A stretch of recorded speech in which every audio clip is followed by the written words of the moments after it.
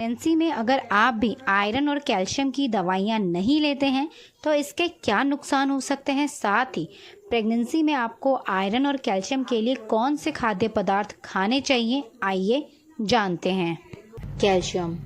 शिशु के शारीरिक विकास के लिए कैल्शियम बहुत जरूरी होता है, इसीलिए गर्भवती महिला को डॉक्टर द्वारा कैल्शियम के सप्लीमेंट्स भी दिए जाते हैं ताकि महिला के शरीर में कैल्शियम की कमी ना हो और उनके शरीर से शिशु तक कैल्शियम की कमी ना पहुंचे। क्या आप जानते हैं आपको एक दिन में 1 लीटर दूध पीना चाहिए, तब जाके आपके शरीर में कैल्शियम की कमी पूरी होती है। मगर बहुत सारे लोग दूध नहीं पी सकते और 1 लीटर दूध तो पीना बहुत मुश्किल हो जाता है। इसके लिए आप किन चीजों को अपनी डाइट में शामिल कर सकते हैं। आप किशमिश अपनी डाइट में शामिल कीजिए। आप रागी को अपनी डाइट में शामिल कीजिए। रागी में 3 गिलास दूध से भी ज्यादा कैल्शियम की मात्रा होती है, तो रागी को अपनी डाइट में शामिल कर सकते हैं। मखाने, ड्राई फ्रूट्स, सब्जियां ज्यादा से ज्यादा खाइए। इसी के साथ दालों का सेवन भी कीजिए। इन सारी चीजों से आपको कैल्शियम की कमी नहीं होती है, तो इन चीजों को आप अपनी डाइट में शामिल जरूर करें। Number 2, vitamin C. क्या आप जानते हैं गर्भावस्था के दौरान आपके शरीर में विटामिन सी की कमी नहीं होनी चाहिए। विटामिन सी की कमी से आपकी जो इम्यूनिटी है वो कमजोर होती है, बच्चे की इम्यूनिटी कमजोर होती है और आपको कोई भी बैक्टीरिया या कोई भी इन्फेक्शन या वायरल बहुत जल्दी पकड़ लेता है और यही खतरा शिशु को भी रहता है। तो आपके शरीर में विटामिन सी की कमी ना हो तो इसके लिए आपको क्या क्या चीजें अपनी डाइट में शामिल करनी चाहिए।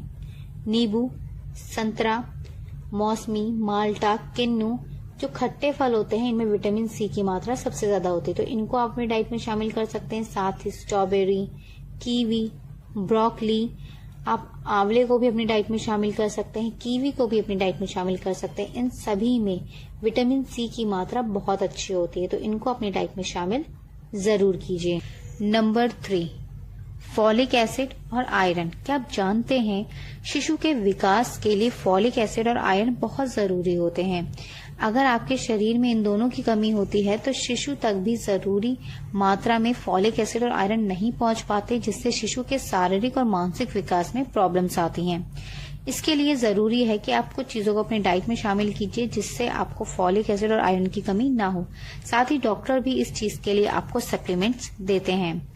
आप हरे पत्तेदार सब्जियों को अपनी डाइट में शामिल कर सकते हैं। हरे पत्तेदार सब्जियों में फॉलिक एसिड और आयरन सबसे ज्यादा होता है, तो आप हरे पत्तेदार सब्जियों को अपनी डाइट में शामिल कीजिए। हरे रंग की जो दिखने वाली सब्जियां होती हैं, शिमला मिर्च, लौकी, आप ब्रोकली को अपनी डाइट में शामिल कीजिए। भिंडी को अपनी डाइट में शामिल कीजिए। आप मूंग की दाल को अपनी डाइट में शामिल कीजिए। अगर आप अंकुरित मूंग की दाल लेते हैं तो वो और अच्छी होती है, तो आप इन चीजों को अपनी डाइट में शामिल कर सकते हैं। साथ ही डाइट में सब्जी, अनाज को भी शामिल करें।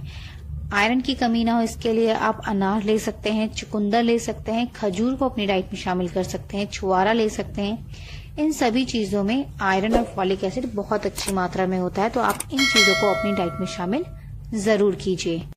नंबर 4, अपनी डाइट को बैलेंस रखिए। साथ ही आपकी जो डाइट है इसमें सारे पोषक तत्व हों, इसके लिए आप कैसा भोजन लें। सबसे पहली चीज कि आपको घर पर बना हुआ हेल्दी भोजन लेना है। आपको बाहर का unhealthy food, processed food, preservative food या प्रिजर्वेटिव जूस, ये बाहर का कोई भी चीज आपको नहीं खाना चाहिए।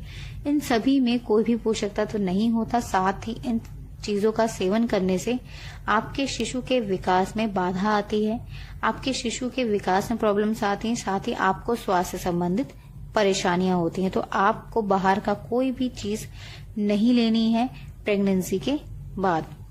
साथ ही अब आप अपनी डाइट में क्या क्या चीजें शामिल कीजिए। आप अनाज लीजिए, आप गेहूं, चावल, रागी, इन चीजों को अपनी डाइट में शामिल कीजिए।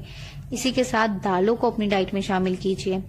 आप जितनी भी दालें होती हैं उनको बनाकर उनको खा सकते हैं। इसी के साथ कुछ दालें हैं जिनको अंकुरित करके भी खा सकते हैं, तो आप उनका भी सेवन कर सकते हैं। आप फल लीजिए, आप सब्जियां लीजिए। रंग बिरंगे फल और रंग बिरंगी सब्जियों में भी बहुत अधिक मात्रा में पोषक तत्व होता है, तो आपको इस तरीके के फल और सब्जियां लेनी चाहिए।